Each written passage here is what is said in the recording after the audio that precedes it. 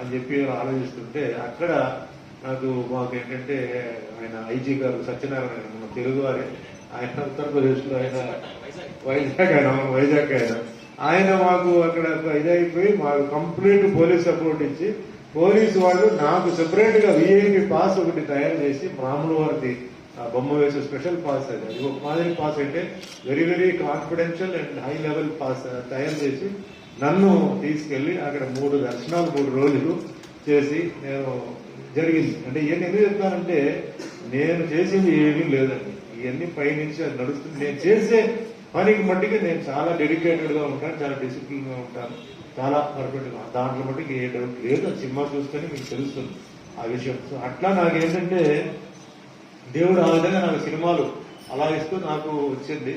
And ఇందాక కూడా నేను చెప్తానండి, నేను సెక్యులరిజం ఫాలో అవుతున్నాను. నాకు హిందూ, ముస్లిం, క్రిస్టియన్, సిక్, పార్సీ